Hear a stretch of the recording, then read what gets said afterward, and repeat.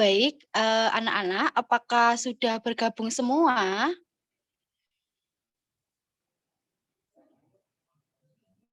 Sudah, Ibu. Baik, jika sudah, bisa kita mulai ya. Baik, Ibu. Sebelum kita mulai pembelajaran hari ini, alangkah lebih baiknya berdoa terlebih dahulu. Berdoa dimulai.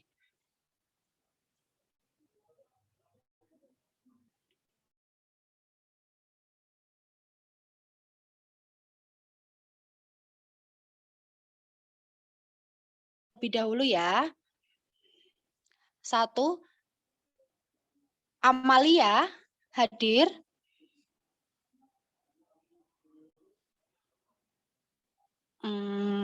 Sepertinya terkendala sinyal ya. Yogi Catur. Hadir, Ibu. Baik. Engi Mulo Ketiara. Hadir, Bu. Iqbal. Hadir, Bu. Nada Sagita. Hadir, Ibu. Leoni.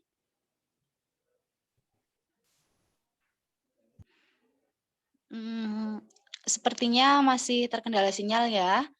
Vika Trizulita. Hadir, Ibu. Baik.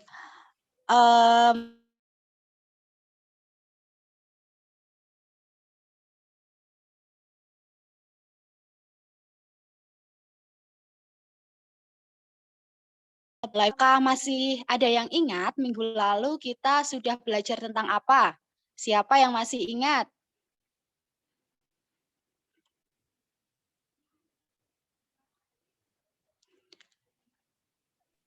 Pidato persuasif, Bu. Iya, benar. Pidato persuasif.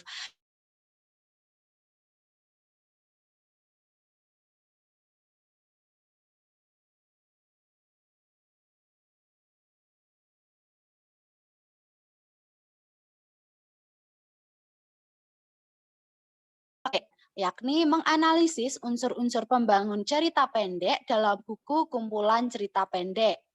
Nah, indikator pencapaian kompetensi pada hari ini yang pertama, mengidentifikasi cerita pendek dengan memperhatikan unsur-unsur pembangun cerpen. Yang kedua, menelaah teks cerita pendek berdasarkan struktur dan kaidah. Nah, maka dari itu dapat dirumuskan bahwa tujuan pembelajaran hari ini adalah siswa mampu untuk mengidentifikasi cerita pendek dengan memperhatikan unsur-unsur pembangun cerita pendek, serta mampu menelaah teks cerita pendek berdasarkan struktur dan kaidah. Nah, untuk memulai pembelajaran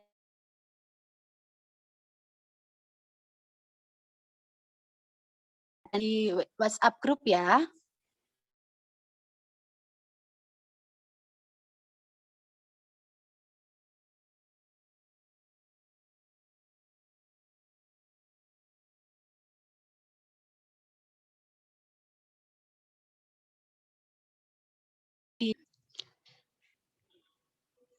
Apakah sudah terlihat, Ibu, teman-teman? Iya, sudah terlihat ya teman-teman. Sudah, Bu. Nah, ini file sudah saya kirimkan di WhatsApp grup. Nah, sekarang coba kalian lihat contoh cerita pendek tentang misteri kesehatanku. Nah, saya beri waktu 10 menit untuk membaca ya.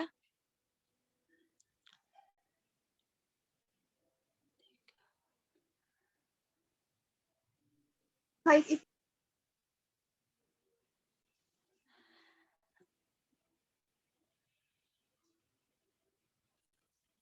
Mungkin bisa diturunkan ya Mbak Yogi, agar teman-teman bisa membaca yang bawah.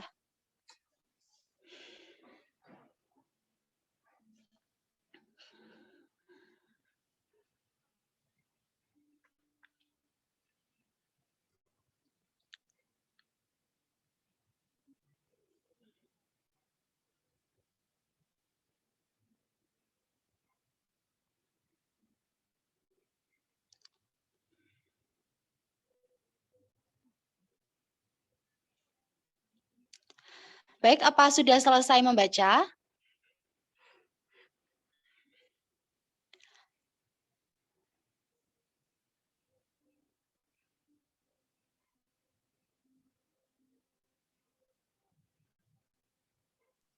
Sudah, Ibu.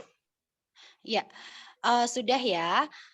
Nah, kalau kalian sudah membaca tentang cerpen, kemarin Ibu sudah menyuruh kalian untuk membaca materi tentang cerpen. Nah, ada yang tahu apa itu cerita pendek? Siapa yang tahu? Saya Ibu. Oh iya, Mas Iqbal, apa Mas cerita pendek? Menurut saya cerita pendek atau disingkat cerpen ini merupakan suatu karya sastra dalam bentuk tulisan yang mengisahkan tentang sebuah cerita fiksi lalu dikemas secara pendek, jelas, dan ringkas. Dan cerpen ini biasanya hanya mengisahkan cerita pendek tentang permasalahan yang dialami satu tokoh saja. Gitu, Bu. Iya, pinter Mas Iqbal. Iya ya, sudah jelas ya yang dikatakan Mas Iqbal itu sudah benar. Terlihat dari contoh itu cerita pendek itu kalimat dan paragrafnya itu sangat sedikit ya, menandakan bahwa cerita pendek itu merupakan cerita yang singkat dengan jumlah kata sekitar 500 sampai 5.000 kata yang berfokus pada satu tokoh dalam suatu peristiwa atau situasi. Nah, kemudian untuk struktur cerita pendek itu terdiri dari abstrak, orientasi, komplikasi, evaluasi, resolusi, dan koda. Nah, sampai sini ada yang ingin ditanyakan? Sudah jelas terkait struktur cerpen? Ada, Bu. Ya, apa Mbak Nada? Baik, Ibu. Saya izin bertanya terkait apakah yang dimaksud dengan masing-masing struktur cerpen tadi ya, Bu? Oh iya, tadi belum saya jelaskan ya. Untuk teman-teman, ada yang bisa bantu jawab? Mungkin ada Saya, yang Bu. sudah membaca. Oh iya, Mbak Engi bisa dijelaskan kepada temannya apa itu struktur cerita pendek. Ya, jadi struktur cerita pendek itu ada abstrak atau sinopsis, yang kedua orientasi atau pengenalan cerita, yang ketiga komplikasi atau puncak konflik, yang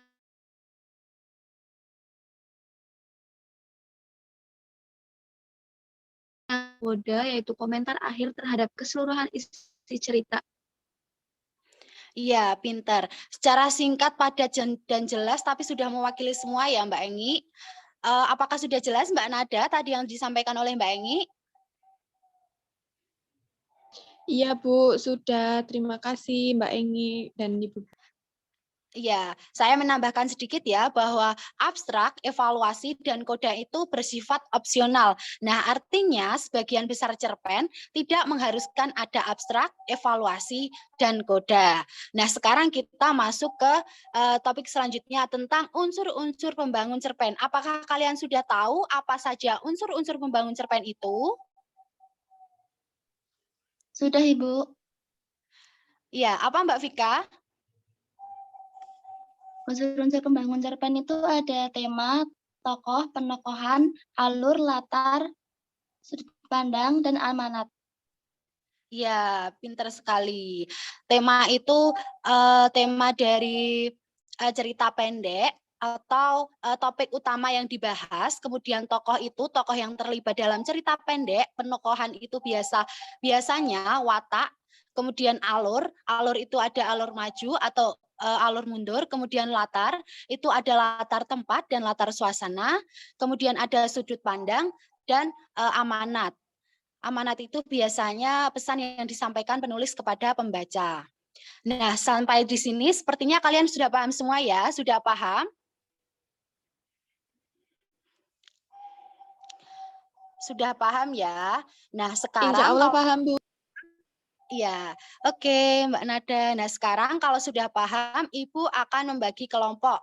Dengarkan ya, biar nanti tidak lupa.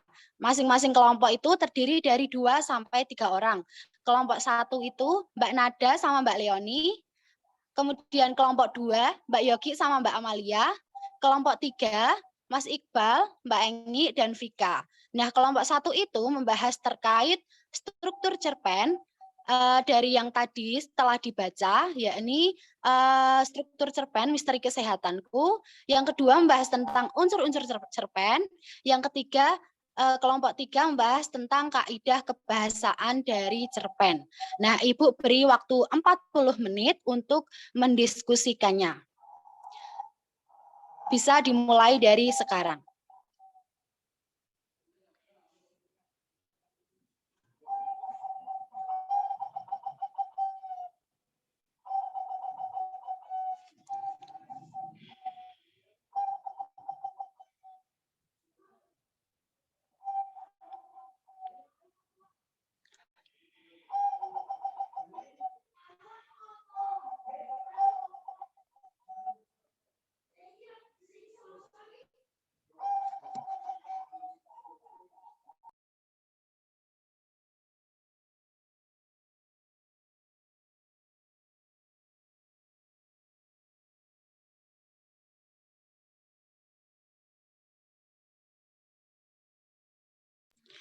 Baik, waktu 40 menit sudah berlalu ya.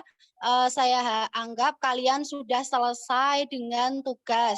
Nah, untuk kali ini itu presentasi. Nah, setiap kelompok ada yang mewakili untuk presentasi. Baik, sekarang kelompok 1 tentang struktur cerpen berjudul Misteri Kesehatanku. Bisa diwakili oleh siapa saja? Silahkan. Saya Ibu. Ya. Baik, perkenalkan saya dari kelompok 1 yang beranggotakan Nada Sagita dan juga Leoni Mawar. Di sini saya akan mempresentasikan struktur cerpen Misteri Kesehatanku, di mana abstrak pada cerpen ini terdapat pada kalimat pengalamanku ketika sakit. Kemudian orientasi pada cerpen ini terdapat pada paragraf 1 dan 4. Dan konflik pada cerpen ini terdapat pada paragraf 5 dan sampai dengan 8. Kemudian evaluasi pada cerpen ini dapat pada paragraf 9 dan resolusi dari cerpen ini terdapat pada paragraf ke-10. Kemudian koda pada cerpen ini terdapat pada paragraf ke-11, Ibu. Sekian presentasi dari saya dan Mbak Leoni. Saya ucapkan terima kasih dan mohon maaf. Oh iya, sebelumnya tadi Mbak Nada menyebutkan orientasi itu terdapat paragraf 1 dan 4. Apakah benar, apakah hanya 1 dan 4 atau 1 sampai 4 ya Mbak Nada? Mohon maaf Ibu, yang betul adalah 1 sampai dengan 4. Iya, tepat sekali. Sudah benar ya teman-teman jawabannya. Dari teman-teman ada yang ingin ditanyakan?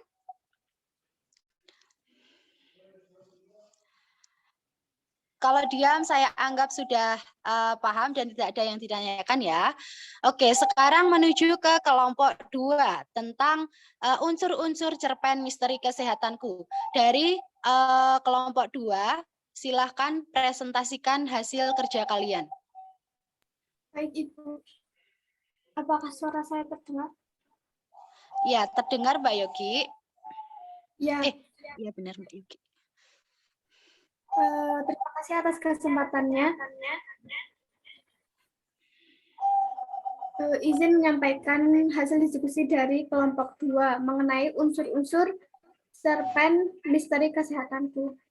Nah, yang pertama ada tema. Temanya yaitu kesehatan. Tokohnya ada yaitu aku. Perwatakannya yaitu watak tokoh aku di situ adalah rajin. Hal ini dibuktikan pada paragraf 1 dan 2 yang menyebutkan bahwa meskipun tokoh aku sedang kurang sehat, tetapi tetap ke sekolah. Nah, hal tersebutlah yang membuktikan bahwa tokoh aku adalah rajin. Nah, latar tempatnya dari cerpen tersebut adalah sekolah dan RSUD. Latar suasananya sedih, alurnya alur maju, sudut pandangnya yaitu sudut pandang sudut pandang orang pertama, pelaku utama. Nah, amanatnya yang dari kelompok kami ada 2. Yang pertama, jadilah anak yang rajin dan selalu bersemangat menuntut ilmu meskipun ada sedikit rasa sakit yang dirasakan. Amanat yang kedua yaitu sebaiknya jika Anda merasakan keluhan sakit sedikit langsung diperiksakan kepada dokter agar segera ditangani. Kurang lebih seperti itu presentasi dari kelompok 2. Terima kasih. Ya, baik. Terima kasih Mbak Yogi presentasinya yang luar biasa. Dari teman-teman ada yang ingin ditanyakan atau tidak ya? Atau sudah jelas? Sudah jelas, Ibu. Iya, sudah jelas. Baik, kalau sudah jelas kita menuju ke kelompok 3 tentang kaidah kebahasaan.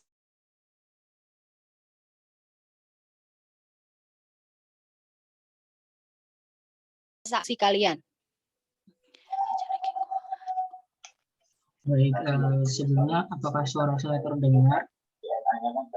Iya, terdengar Mas Iqbal.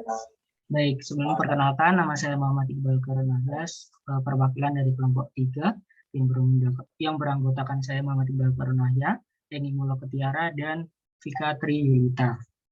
Dalam kaidah kebahasaan cerpen misteri kesehatanku ini, kami menemukan 4 poin. Yang pertama adalah penggunaan kata keterangan di dalam cerpen misteri kesehatanku. Terdapat penggunaan kaidah kebahasaan yang berfungsi untuk mendeskripsikan latar tempat dan waktu, seperti contoh kata keterangan sore hari tiba dan lain sebagainya. Yang kedua adalah penggunaan kalimat langsung dan tidak langsung. Penerapan pada cerpen ditujukan dengan penggunaan percakapan dalam cerpen. Yang ketiga adalah gaya bahasa. Cerpen biasanya mengandung gaya bahasa atau biasa disebut dengan majas yang berfungsi untuk memperkaya keindahan cerita. Contoh kutipan pada cerpen misteri kesehatanku. Yang keempat adalah bahasa tidak baku. Pada cerpen misteri kesehatanku ini sudah menggunakan bahasa yang tidak baku. Hal ini bertujuan agar pembaca bisa lebih dekat dengan cerpen yang sedang dibacanya. Sekian dari kelompok kami. Wassalamualaikum warahmatullahi wabarakatuh. Waalaikumsalam warahmatullahi wabarakatuh. Terima kasih kepada Mas Iqbal Khairunahya yang telah mempresentasikan hasil diskusinya. Baik, sepertinya kelompok 1 dan kelompok 2, kelompok 3 ini sangat luar biasa ya, sudah sangat paham mengenai materi yang saya sampaikan. Nah, selanjutnya sebelum saya akhiri, saya ingin menyimpulkan sedikit ya bahwa cerita pendek itu merupakan sebuah cerita non-fiksi yang terdiri dari 500 sampai 5.000 kata. Nah, selanjutnya untuk tugas, carilah satu cerpen dan kalian analisis struktur, unsur-unsur, dan kaidah kebahasaan cerpen tersebut. Nah, tenggat waktu tak kasih 3 hari ya, dan kalian bisa mengumpulkan via WhatsApp. Sebelum diakhiri, apakah ada yang ingin ditanyakan? Tidak, Bu. Tidak. Baiklah, kalau tidak ada yang ingin ditanyakan, akan saya tutup. Sebelum kita tutup, marilah kita baca Alhamdulillah secara bersama-sama. Alhamdulillah. Baiklah, terima kasih teman-teman. Silahkan kalian lanjutkan pembelajaran selanjutnya. Sekian dari saya. Wassalamualaikum warahmatullahi wabarakatuh. Waalaikumsalam warahmatullahi wabarakatuh. Terima kasih Bu. Terima kasih Bu Dia. Ya, sama-sama.